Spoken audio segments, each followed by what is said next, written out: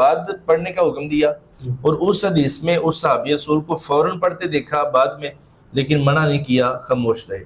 فجر کی سنتیں فرض پڑھنے کے فوراً بعد پڑھ سکتے ہیں یا نہیں، اور اگر فوراً بعد پڑھیں گے تو ہو جائیں گی یا نہیں ہوں گی، اس بارے میں رہنمائی فرمائیں۔ بسم اللہ الرحمن الرحیم۔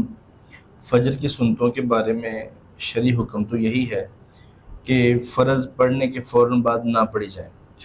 بہتر یہ ہے کہ جب سورج طلوع ہو جائے اس کے بعد پڑھی جائے۔ لیکن حدیث پاک میں دو چیزیں آئی ہیں۔ پہلے میں حدیث پاک آپ کے سامنے رکھتا ہوں، یہ میرے پاس سنن ابی داؤد ہے، اس میں حدیث پاک ہے، رأى رسول اللہ صلی اللہ علیہ وسلم رجلا یصلی بعد صلاۃ الصبح رکعتین۔ رسول پاک صلی اللہ علیہ وسلم نے دیکھا کہ ایک بندہ فجر کی نماز کے بعد 2 رکعتیں پڑھ رہا ہے۔ فقال رسول اللہ صلاۃ الصبح رکعتین، حضور نے فرمایا فجر کی نماز تو 2 رکعتیں ہیں، یعنی 2 جو فرض ہیں۔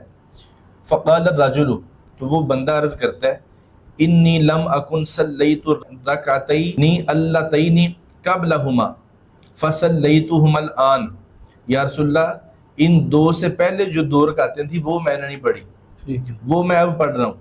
فسکت رسول اللہ صلی اللہ علیہ وسلم، تو سرکار وہاں خاموش ہو گئے۔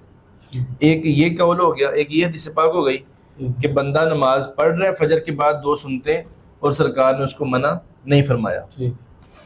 دوسرا یہ میرے سامنے سنن ترمذی ہے، جامع ترمذی، اس میں حدیث پاک ہے، حدیث پاک وہ بھی صحیح ہے اور یہ بھی حدیث پاک صحیح ہے، وہ بھی سیاہ ستہ کی ہے، یہ بھی سیاہ ستہ کی ہے۔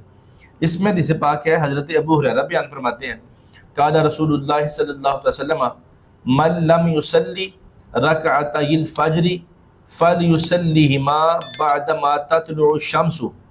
حضرت ابو ہریرہ فرماتے ہیں سرکار نے فرمایا کہ جو بندہ فجر کی 2 رکعتیں نہ پڑھ سکے، پہلے 2 رکعتیں پڑھی جاتی ہیں، تو فلیصلیہما بعد ما تطلع الشمس، اسے چاہیے کہ سورج طلوع ہونے کے بعد پڑھ لے۔ ٹھیک ہے، اس حدیث میں سورج طلوع ہونے کے بعد پڑھنے کا حکم دیا، اور اس حدیث میں اس صحابی رسول کو فوراً پڑھتے دیکھا بعد میں، لیکن منع نہیں کیا، خاموش رہے۔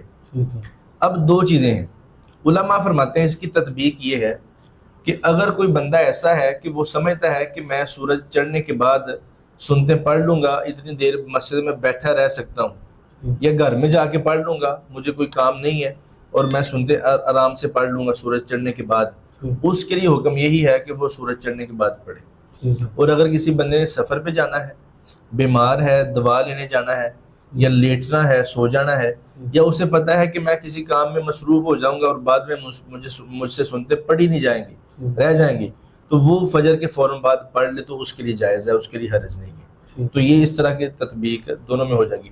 اور دوسری بات یہ ہے کہ ایک قاعدہ ہے، قانون ہے کہ جب قولی اور فعلی حدیث دونوں متضاد ہو جائیں، ایک دوسرے کے الٹ ہو جائیں، تو پھر فعلی حدیث کو چھوڑ دیا جاتا ہے اور قولی حدیث پہ عمل کیا جاتا ہے۔ وہ جس حدیث میں نبی پاک نے اس بندے کو سنتے پڑھتے دیکھا اور منع بھی نہیں فرمایا، بس پوچھا ہے اور خاموشی اختیار فرمائی ہے، وہ سرکار کی فعلی حدیث ہے۔ ٹھیک ہے، اور یہ جس حدیث میں سرکار نے حکم دے دیا کہ جس کی سنتے رہ جائیں وہ سورج چڑھنے کے بعد پڑھ لے، یہ قولی حدیث ہے، اس میں حکم ہے، تو سرکار کی قولی حدیث پہ عمل کیا جائے گا، فعلی حدیث کو ان کا خاصہ سمجھ کے چھوڑ دیا جائے گا۔ تو اب اس حدیث پہ عمل کرنا زیادہ بہتر ہے کہ جس کی سنتے رہ جائیں وہ سورج طلوع ہونے کے بعد پڑھے۔ جی بہتر۔